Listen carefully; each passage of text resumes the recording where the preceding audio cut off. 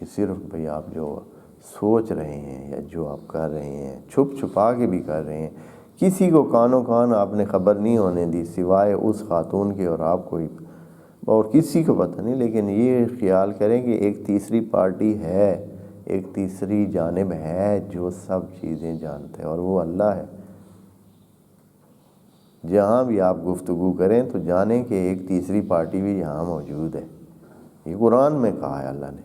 ایک اور آیت میں ہے کہ کہیں آپ نجوہ نہیں کریں گے مگر یہ کہ تیسرا اللہ ہوگا. اگر آپ آپس میں دو بندے بہت خفیہ گفتگو بھی کرتے ہیں تو آپ جان لیں کہ تیسرا سننے والا موجود ہے. وہ یہ خیال نہ کریں کہ بس آپ دو ہی ہیں. وَاعْلَمُوا أَنَّ اللَّهَ يَعْلَمُ مَا فِي أَنفُسِكُمْ.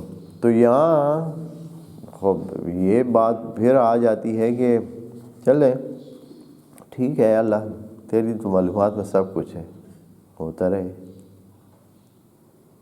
پہلے ہی ساری باتیں تو جانتا ہے، تو یہ بات بھی تو جانتا ہے جو ہمارے اندر ہے، ماڑی ہے یا اچھی ہے، جو بھی ہے تو پہلے ہی جانتا ہے، تو ہمیں کیا ایسے.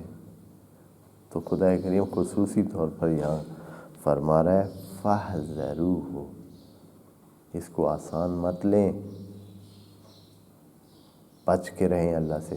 یہاں تقویٰ کی بات نہیں کہہ رہے. فَاحْذَرُوهُ، حذر کا مطلب یہ نہیں آپ فزیکلی، یعنی آپ خارجی طور پر، بیرونی طور پر، یعنی انہی حالات میں، یعنی دنیا میں یہ مسئلہ پیش آنے والا ہے، یعنی اس کا جو نتیجہ ہوگا وہ اسی دنیا میں ہی آپ کو ملنے والا. فَاحْذَرُوا یعنی بچ کے رہیں اس سے اسی دنیا کے مسائل میں. حذر ہوتا ہے جو آپ کو فزیکل کوئی خطرہ ہو تو اس سے آپ جب بچتے ہیں تو یہ حذر ہے. تقویٰ وہ ہوتا ہے کہ جو آپ اندر اور باہر دونوں کیا کرتے ہیں، اس چیز سے پرہیز کرتے ہیں. تقویٰ کا مطلب ہوتا ہے کہ دل میں بھی نہ ہو، باہر بھی نہ ہو.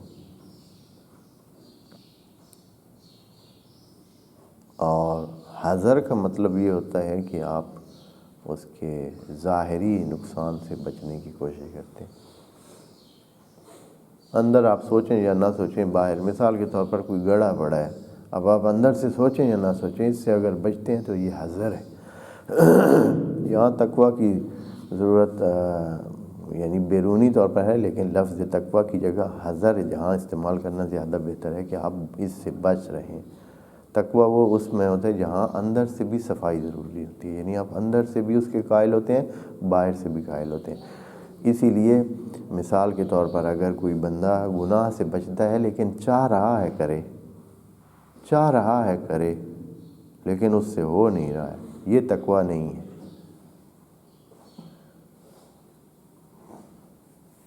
گناہ کے لیے چاہ رہا ہے لیکن حالات ایسے نہیں ہیں کہ وہ گناہ کر سکے. چوری کرنا چاہ رہا ہے لیکن حالات نہیں ہے کرنے کی. نقصان پہنچانا چاہ رہا ہے، دھوکہ دینے چاہ رہا ہے لیکن دھوکہ دے نہیں پا رہا ہے. یہ تقویٰ نہیں ہے،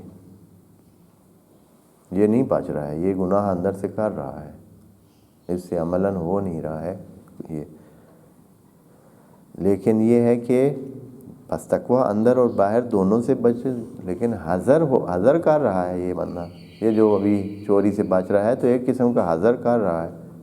حذر کر رہا ہے تبھی تو رکا ہوا ہے نا، خود ہی حذر کر رہا ہے، یعنی بچ رہا ہے، اس چوری سے بچ رہا ہے. ڈر کی وجہ سے، کون سا ڈر ہے اس کو؟ خدا کا اور تقویٰ والا ڈر نہیں ہے. کون سا ڈر ہے؟ ظاہری. یہ جو ابھی بھائی نقصان ہو جائے گا، کوئی پکڑ لے گا، بندے سامنے ہیں، یا وہ جو دھیان کرنے والے ہیں وہ سامنے ہیں، تو اب یہ حذر کر رہا ہے، تقویٰ نہیں کر رہا ہے.